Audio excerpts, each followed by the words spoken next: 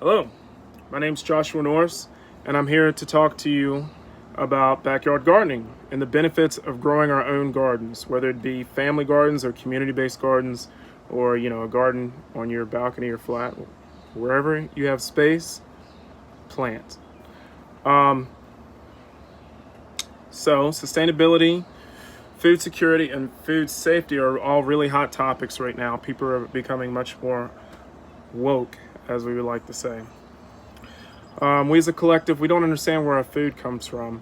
Many of us feel like if we buy foods such as this cucumber that says organic, although it does not say certified organic, and this one right here, it says organic, but also these labels are misleading because the food that is organic should say certified organic, and even when it does say that, there's still organic pesticides, which just mean the chemical compounds in the pesticides are organic, but they're still really carcinogenic, bad chemical compounds. So really, we're not doing it. We're not really fixing the problem. We're slapping a more palatable label onto the product, putting it into the bodies of, Americans, and it makes us feel better, but it's mentally, not physically.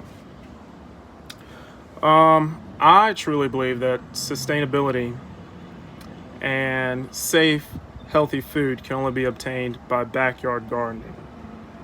The benefits of backyard gardening extend beyond food security, as gardening fresh vegetables provides physical activity, it provides a space for social gatherings, for family cohesion, for a sense of pride in what you're doing, and it's very important for all of us to embrace this concept.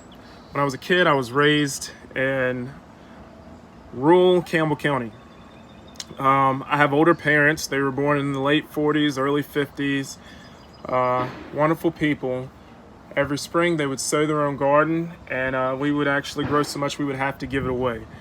And we didn't use, hectares or acres of land. We just had a regular garden that we tended to, and it was all very, very successful. And to this day, my parents, thank God, they're both still alive, and they're moving into their 70s. And because of their active lifestyle, and because of the food that they eat and their diet, they're actually still active at that age, which I think is important for all of us to want to work towards, is our future. Because if we're here, we want to be here and present and healthy. After I left rural Campbell County at 18, I went to the military. I went overseas, Europe, Central Asia, East Asia. And one thing I noticed about the families there, out of necessity, they grew their own gardens. And they still had grocery stores and highways, and they live a lifestyle, and they live very similar to us. They just have a different way of going about it. They're much more educated about their food, and they understand the importance of growing their own food. And that's what I'm here today to talk to you about. So here in America, we have this large mass production food system. It's very safe in terms of pathogens and things that you would think that would make you sick on the surface. It's very advanced, very large, huge production yields. The U.S. food system is widely recognized to have direct and indirect impacts on the environment. What we want to talk about is the mineral fertilizers. They have a lot of phosphorus, which runs off into our water streams, pollutes our water, and pollutes our ecosystems, which is a huge deal. And there's lots of regulation that says we don't care, because we have to keep this engine going, because we have to keep people fed. A lot of times we're feeding a lot of the world as well. In this process, we create a lot of greenhouse gases, Transportation, we use fossil fuels to make fertilizer. So many different things, so many different fuels have to go into this system to make it work, and none of them are sustainable. None of them, because this land, the soil, all of it, the pollution in our bodies, it's just not sustainable and it's not healthy. And we're actually paying at this time more than we're gaining, unfortunately. When we look at sickness in the American public, it's not a good thing.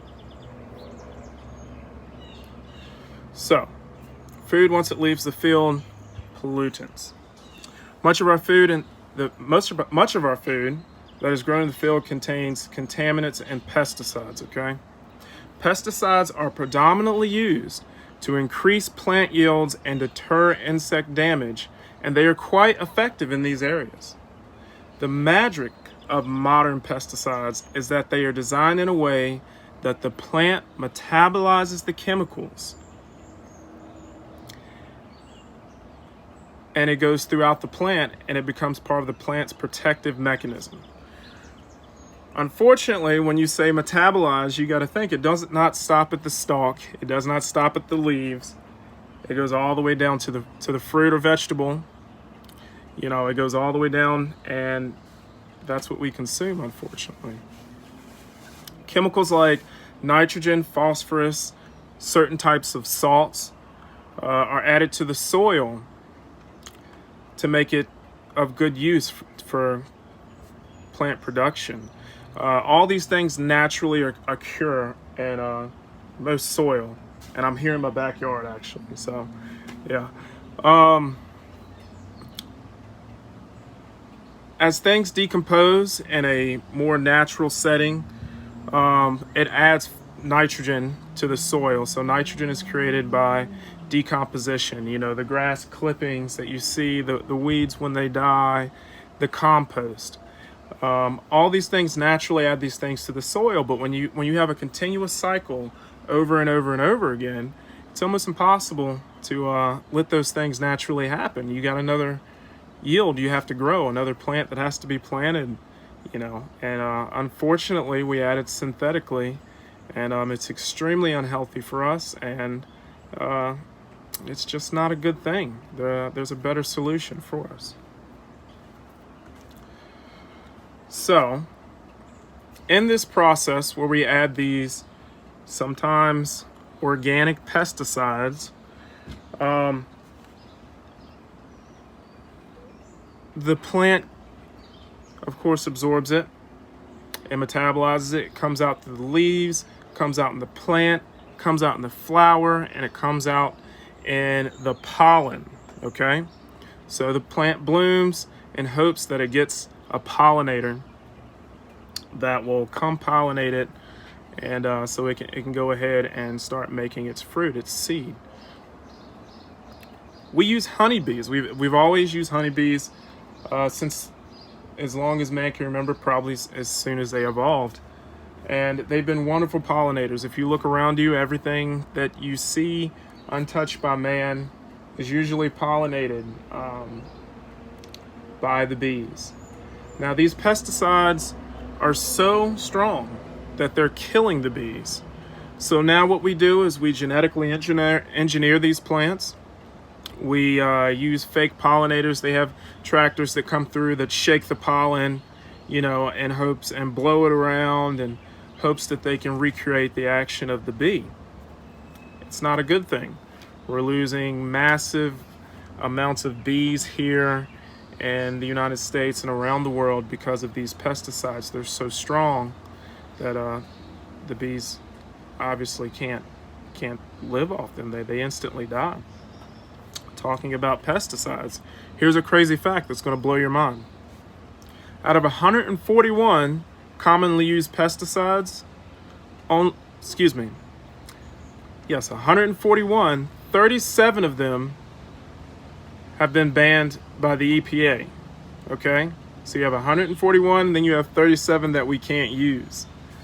These 141 pesticides are known to have carcinogenic, cancer-causing problems with humans. They're known to cause birth defects. They're known to cause hormonal imbalances. All these things that you see commonly people are suffering from can all be linked back to pesticides. We've only banned 37 of them. Do I know why? I suspect it's a money thing. It's a lobbying thing. So growing in your own garden is more important now than ever. Our food and unfortunately our government, they're not on the right track. The EPA has a lot of work to do in these fields, especially when you look at Europe.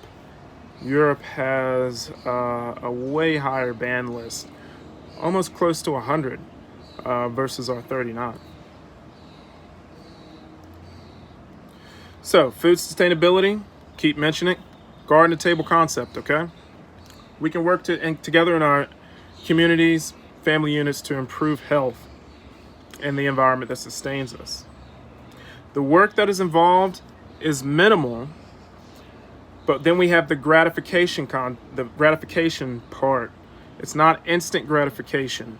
So it's a labor of love, and a lot of people don't have time, or they feel like they don't have time for that. But really it's just, you just have to water it and maybe pull some weeds, and it will grow for you.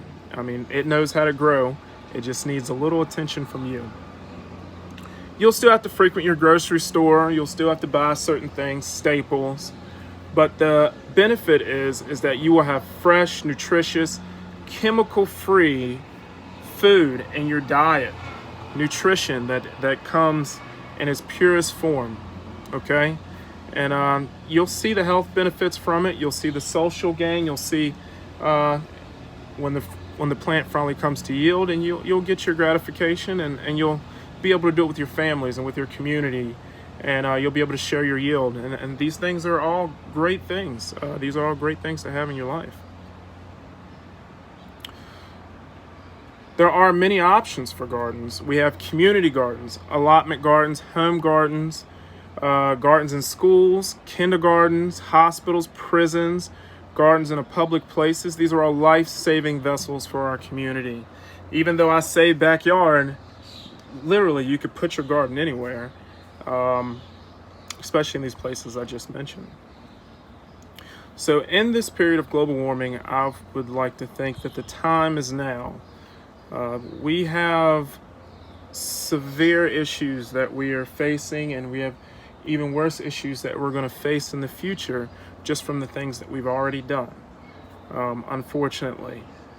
And even though we can't reverse it, we can slow it, and in the future we don't have to suffer these consequences. With innovation, with things like backyard gardenings, each person doing their part, it all adds up to be a huge collective of good. In the past, here's an example of that.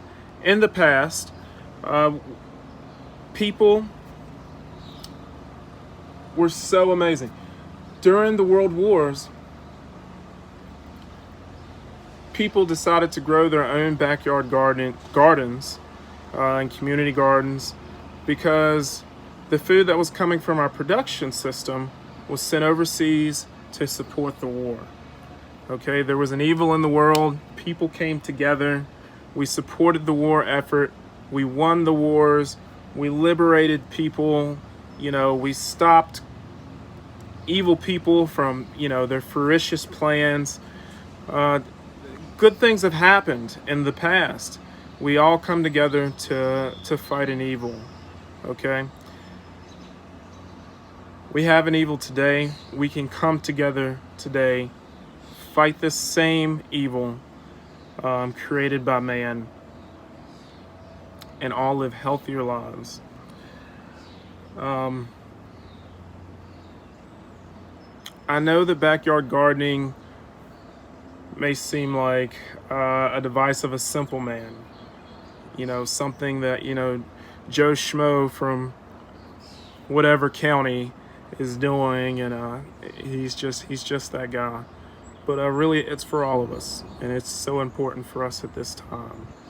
I believe that it will save our community from food deserts, obesity, and mediate a lot of our health problems, and especially preserve our ecosystems for generations to come. It is so important. Okay, well, thank you for your time. I appreciate it. I hope you guys have a great day. Thanks. Bye.